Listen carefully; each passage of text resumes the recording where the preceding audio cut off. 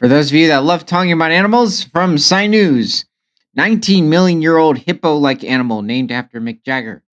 Paleontologists from the United States and Egypt have described a new species of anthracothere that lived in Africa during Miocene. That's odd. The Miocene. 19 million years ago and named it after Sir Mick Jagger, the Rolling Stones frontman. So In did this thing sing? maybe in like a low frequency sound, I would assume. So you're not going to hear it. Well, I mean, you can. You just need a certain type of um, tool. In honor of a trait, they both shared their supersized lips. What? That was an odd ending. Mick Jagger has huge lips. Um. hmm. Anyway, for those. Uh, and now, from prehistoric to present, my name is Ethan. Welcome to Creature Guide Live Prehistoric News.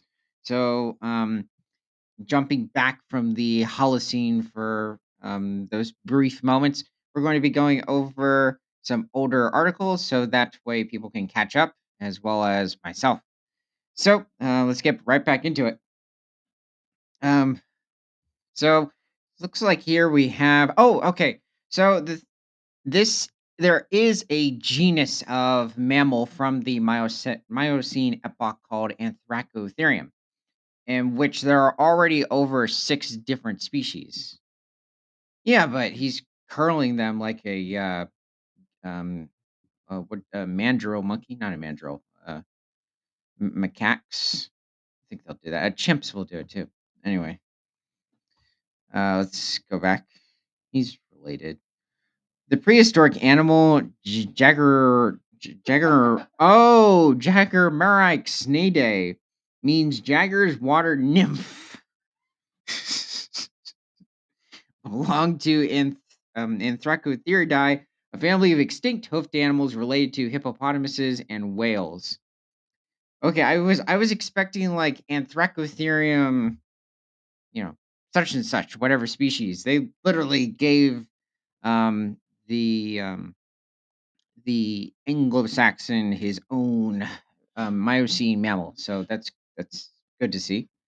The team headed by Dr. Safaye Hassan, come on, of Cairo University, discovered several fossilized jaw fragments belonging to the animal at the early Miocene site of Wadi Mogra in the Egyptian desert.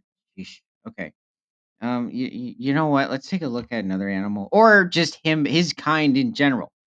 So, despite their look, it seems to be that they were mostly feeding on different species of vegetation, fruit, and they were possibly even browsing at certain points.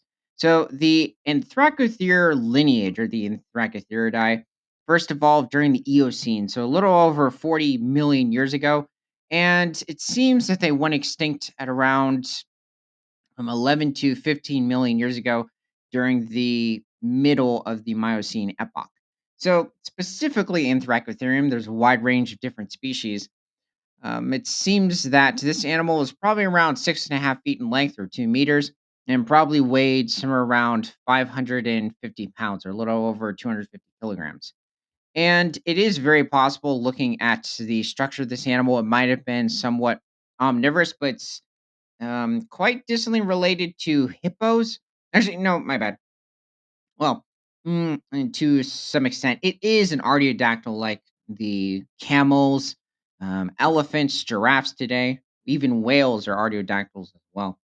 So it's very possible that this animal could have been omnivorous, probably even social to an extent.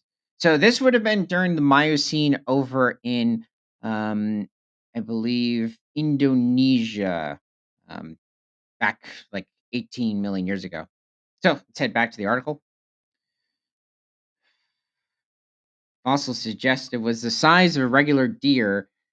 Oh yeah, that's specific. There are really small deer that weigh like 30 to 75 pounds, and then you have these things called moose. Anyway, and they're all it's a deer. Anyway, it could be described as a cross between a long-legged pig and a slender hippo. You could compare it with a pygmy hippo in terms of body size. Pygmy hippos don't usually reach much more than 600 pounds. except they're far cuter. Geological data combined with the fossils of Gyromyxnidae, catfish, turtles, water birds, and five other Anthracothere species found at Wadai Mogra suggests that millions of years ago the area was an estuary characterized by marsh and swamps. I would think with these types of mammals, you would need a marsh type of landscape. It seems that this animal would have acted a bit more of like a tapir, except there's no evidence for this animal having a small trunk. So this looks like could be the bottom jawbone. These distinct vegetarian molars at the back, or herbivorous. So it's definitely probably munching on quite a few different species of aquatic plants, probably even different types of fruit. We imagine Jagermeric lifestyle was like that of a water deer, standing in water and foraging for plants along the riverbank. Okay, well, you do have certain species of deer today, like the marsh deer, but they get pretty big. I mean, you can have it where certain individuals weigh over 1,200 pounds. And then there's the water deer, somewhat over in South America, also known as the pampas deer. They don't usually reach much more than 120 pounds. The animal was further distinguished from other anthracotheres by a series of 8 holes on either side of its jaw that held nerves, giving it a supersensitive lower lip and snout that would have helped it forage for plant foods along riverbanks. So let's head back and take a look at some other animals. Not you. Okay, so this is not a member of the bear dog or the amphicyanodid lineage of carnivores from the Miocene or even the late Oligocene epoch. This is actually a member of the hyenodontidae lineage of carnivorous mammals. This is specifically Megistotherium, which was one of the largest mammalian carnivores to exist. This animal could reach over 2,200 pounds, or probably reaching a little over 1,000 kilograms. In some cases, much larger. So this was over in Africa, somewhere around 13 million years ago, and it was hunting early relatives of today's elephants and even the mammoths, such as the Prodinotherium, which is what it is hunting in this image. This is a really well done landscape, as well as the other Miocene creatures that it shares or lives alongside. Wow, a tortoise is running for its life. I think this is a painting. Yeah, I mean, this looks pretty good. Just the hyenadontid acting as a solitary animal, that tends to be the view of hyenodontids, and specifically, this is a member of the Hyenodontinarinae lineage of the Hyenodontae family. So there's a couple different branches. That's a mouthful. True. So it just seems like you walked up to the dinosaur and just thought, "I'm just gonna munch on your leg." It's like, no. Anyway, uh, most likely you might have been going after a younger. This probably is a younger Dinothere. It Even looks like it's yelling, "Ouch."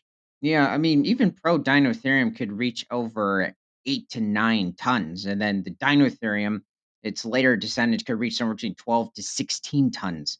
So these were very large elephant species. So you're saying at full size that wouldn't have happened.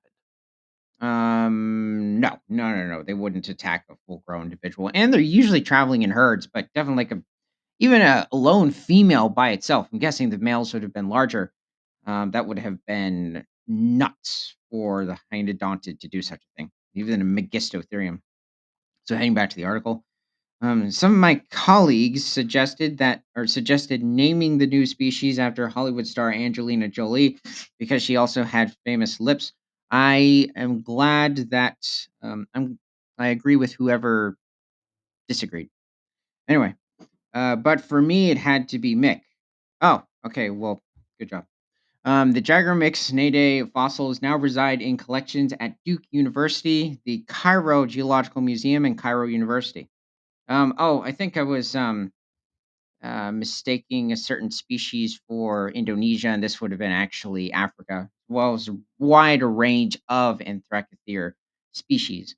Now, heading back to another animal, This is not what you think it is. So it is, or likely, it's not a species of camel, and it is not a species of macrocanid that you would think of from the Ice Age. So many tend to view the macrocanids as certain plant-eating animals that have those long trunks. They're the chubby guys in the beginning of Ice Age. But this is far before the macrocanids would evolve. This is actually a member of the Calicotherium lineage. This is specifically the Tylocephalonyx and Thracotherium. So this individual probably weighed somewhere around 1,700 to 2,500 pounds, or a little over 800 kilograms. And this animal was an herbivore. So despite it having a somewhat like bear sort of gait, it was most likely not feeding on any animal protein. And it lived in North America around 15 million years ago during the Middle Miocene epoch. It's very possible these might have been social animals. It's interesting. They're giving it almost like giraffe or a horse mixture sort of look, which tends to sometimes occur with different species of calicotherium. There were some that had an almost like gorilla or orangutan sort of a look in some instances, just in the way that their arms are positioned, and then others that look more of like just a mixture of certain modern mammals. So, let me know what your favorite species of adorable prehistoric mammal is, or freaky. And from prehistoric to present, my name is Ethan. This is Creature Guy Live Daily News. Remember to like, comment, subscribe if you love talking about animals, and share this show with everyone you know, because nothing is better than all animals all the time.